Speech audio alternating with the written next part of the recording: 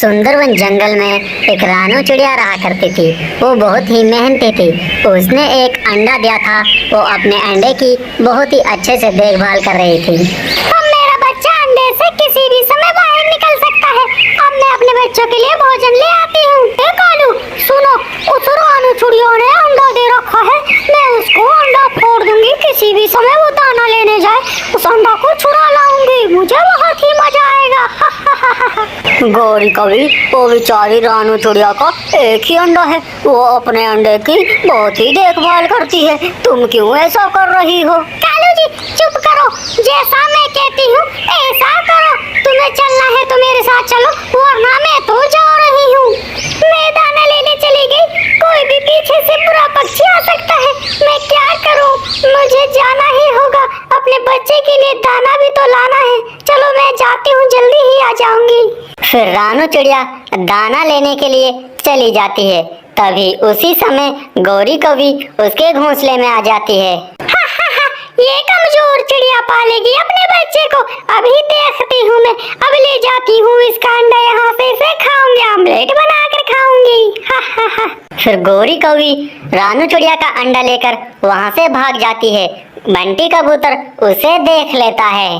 रानू चिड़िया अपने बच्चों के लिए दाना इकट्ठा कर रही थी कि तभी पीछे से एक जालिम चील आती है। वो उसके ऊपर हमला कर देती है। वो उसको पकड़ लेती है। बड़ी मुश्किल से पकड़ माई है छोटी चिड़िया, अब मैं तुम्हें खा जाऊंगी। प्लीज चील दे, मुझे छोड़ दो। मैं तो अपने बच्चों के लिए भोजन ले जा रही थी। प्लीज छोड़ दो मुझे।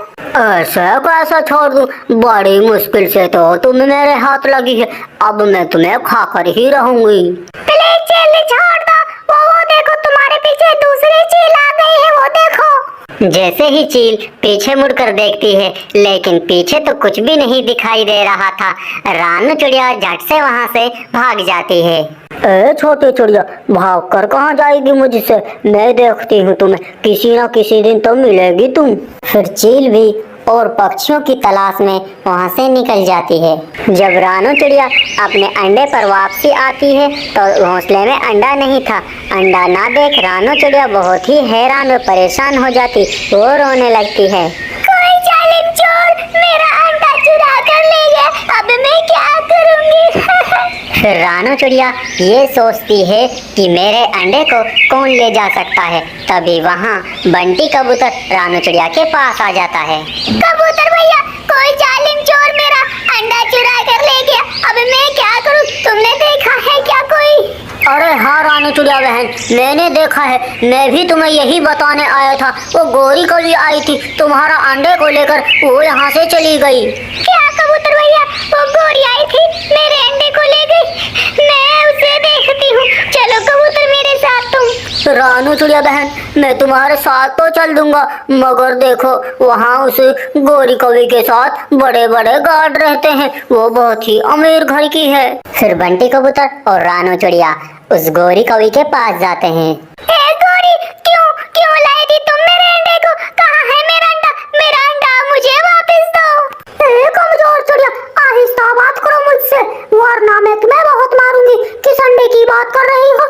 गौरी, मैंने देखा था तुम्हें, तुम रानू चिड़िया का अंडा चुरा कर लाई थी। मैं उसी पास में ही पेड़ पर बैठा हुआ था। अच्छा, तुम उस अंडे की बात कर रही हो?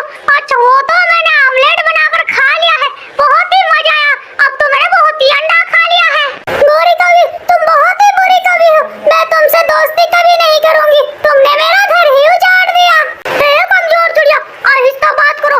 गाड़ी इसको बाहर निकालो यहाँ से इसको। चिड़िया, कबूतर, चलो भागो यहाँ से। तुम्हारा कोई काम नहीं है यहाँ, निकलो यहाँ से। फिर रानू चिड़िया और बंटी कबूतर निराश होकर वहाँ से चले जाते हैं। प्यारे दोस्तों, इस कहानी से आपको क्या सीख मिली कमेंट में जरूर बताएं। हमारे चैनल को सब्सक्राइब कीजिए। आपका धन्यवाद। सुंदरवन जंगल में बरसात का मौसम चल रहा था। सभी पक्षी अपने अपने घरों में छिपे बैठे थे। गौरी कवि और कालू कौवा आपस में एक दूसरे को घूर रहे थे। कालू जी, मैंने तुमसे पहले ही कहा था दाना जमा कर लो, लेकिन मेरी तो तुमने एक ही ना सुनी। मेरी एक ना सुनी? बोल तो ऐसे रही हो जैसे खुद कितनी मेहनत करती हो। पता है तुम सारा सारा दिन सोती ही रहती हो। रानू चिड़िया ने अपने बच्चों के लिए बारिशों के मौसम में खाना पहले ही जमा कर लिया था। मम्मा, ऐसे बारिश के मौसम में जिन बेचारे पक्षियों के पास दाना पानी नहीं होता वो क्या करते हैं? गोलू बेटा, वो बेचारे पक्षी भूखे ही रहते हैं। इसीलिए तो कहा जाता है बारिशों से पहले ही सूखे में ही अपना भोजन जमा कर लेना चाहिए। मम्मा, क्या आपकी अम्मा भी आपकी ही तरह पहले ही भोजन जमा कर लिया करती थी क्या? हाँ गुड़िया बेटी, तुम्हारी नानू भी पहले ही भोजन जमा कर लिया करती थी। लो बुलबुल चिड़िया, ये तुम अनार खा लो, मैंने अभी अंगूर खाए थे। टुनटुनी चिड़िया जी, आप ही खा लो इसको, मैंने अभी दाना खाया था। बुलबुल बहन, इस बार तो हमें मांसों की कोई चिंता नहीं है, हमारे पास पहले से ही भोजन पानी रखा हुआ है। वरना बारिश के मौसम गुजारने बहुत ही मुश्किल हो जाते हैं टुनटुनी चिड़िया बहन। कालू जी, मुझे तो ये बारिश बहुत ही बुरी लगती है, न जाने कब ये बारिश रुकेगी, मुझे कब दाना मिलेगा खाने को। जिन पक्षियों के घरों में दाना पानी है वो तो बारिश के मौसम में मजा ले रहे होंगे। हाँ कालू जी, जैसे कबूतर, जैसे चिड़िया, जैसे तोते, सबके पास दाना है, एक हमारे ही पास नहीं है भोजन। हमें बहुत भूख लग रही है। गौरी, मेरा चिड़िया भी विश्वास नहीं करेगी और तोता भी नहीं करेगा, कबूतर भी नहीं करेगा, बुलबुल है वो ही कर सकती है मेरा विश्वास। मैं उसके पास जाता हूँ। कालू जी, कालू देखो, तुम ऐसा करो, तुम बुलबुल चिड़िया के पास जाओ और उससे बोलना रानू चिड़िया अपने लिए दाना मंगा रही है अपने बच्चों के लिए। गौरी, तुम बात तो सही कह रही हो, चल मैं ऐसा ही करता हूँ। फिर कालू कौवा बरसात में ही निकलता है और बुलबुल चिड़िया के पास जाता है। कालू जी, ऐसी बरसात में क्या काम है मुझसे बताओ तो सही। बुलबुल जी, वो बेचारी रानू चिड़िया के बच्चे भूखे मर रहे हैं, उस रानू चिड़िया ने भेजा है मुझे, तुम दाना ले आओ बुलबुल से। क्या कालू जी, तुम सच कह रहे हो? सच में चिड़िया के बच्चे भूखे हैं? हाँ बुलबुल चिड़िया, मैं सच कह रहा हूँ, नहीं तो आप चलकर देख लो। फिर बुलबुल चिड़िया उस कालू कौवा को दाना दे देता है। कालू कौवा बहुत ही खुश हो जाता है। कालू कौवा तो वो दाना लेकर खुशी खुशी अपने घर आ जाता है। गौरी, ये देखो, मैं उस बुलबुल को पागल बनाया आया, ये ले आया मैं तुम्हारे लिए दाना, खा लो अब तुम। हाँ कालू जी, ये दाना मैं खा लेती हूँ और मैं चिड़िया के पास जाऊंगी, तुम्हारे लिए वहाँ से दाना ले आऊंगी। फिर वो गौरी कौवी उस दाना को खा जाती है, उसे बहुत भूख लग रही थी। लाओ कुकू बेटा, मुझे मटका दो, मैं बारिश का पानी भर लेती हूँ, हम उसे पियेंगे। क्या मम्मा, बारिश का पानी साफ होता है, क्या हम इसे पी सकते हैं क्या? हाँ कुकू बेटा, बारिश के पानी को हम पी सकते हैं, बहुत ही अच्छा पानी होता है। रानू चिड़िया अपने घर के बाहर बैठकर मटके में बारिश का पानी भर रही थी कि वहाँ गौरी कौवी आ जाती है। चिड़िया चिड़िया बहन, मुझे बुलबुल चिड़िया ने भेजा है तुम्हारे पास, वो बोल रही थी उससे कुछ खाना पानी ले आओ, मेरे बच्चे बहुत ही भूखे हैं। क्या गौरी बहन, बुलबुल के बच्चे बहुत ही भूखे हैं? हाँ चिड़िया बहन, बुलबुल के बच्चे बहुत ही भूखे हैं बेचारे, और बुलबुल चिड़िया बाहर बारिश के मौसम में नहीं जा सकती। गौरी कौवी बहन, चलो ठीक है, मैं अंदर से कुछ खाना देखती हूँ, तुम्हारे लिए लाती हूँ, तुम ले जाना। फिर रानू चिड़िया अंदर जाकर एक आम दिखता है, आम को लेकर बाहर आ जाती है और गौरी कौवी को वो आम दे देती है। ठीक है चिड़िया बहन, मैं अब चलती हूँ, वो बेचारे भूखे मर रहे होंगे। फिर गौरी कौवी तुरंत वो आम लेकर वहाँ से भाग जाती है, वो अपने घर आ जाती है और आम को कालू कौवा और गौरी कौवी मजे मजे से खाने लगते हैं। हा हा हा, हमें बहुत मजा आ रहा है, हम उनको पागल बना बना कर खाना खा रहे हैं।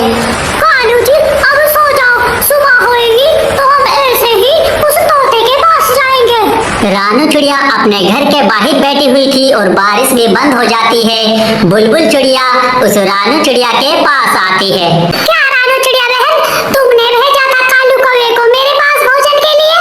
नहीं नहीं बुलबुल चिड़िया, मैंने तो नहीं भेजा है, मेरे पास गौरी कौवी आई थी, बोल रही थी बुलबुल के बच्चे बहुत ही भूखे, उनके लिए भोजन दे दो। इसका मतलब चिड़िया बहन, उस कौवे ने और गौरी कौवी ने हमें फिर से बेवकूफ बनाया है। वो देखो बुलबुल चिड़िया, वो कौवे और गौरी कौवी हमारी ही तरफ आ रहे हैं। कालू कौवा और गौरी कौवी वहाँ से जा रहे थे कि उन्हें बुलबुल चिड़िया और रानू चिड़िया नजर आ जाती है। वो तो वहाँ से भाग जाते हैं, दूसरी साइड से वहाँ से निकल जाते हैं। फिर रानू चिड़िया और बुलबुल चिड़िया हंसने लग जाते हैं। प्यारे दोस्तों, इस कहानी से आपको क्या सीख मिली कमेंट में जरूर बताएं। हमारे चैनल को सब्सक्राइब कीजिए। आपका धन्यवाद।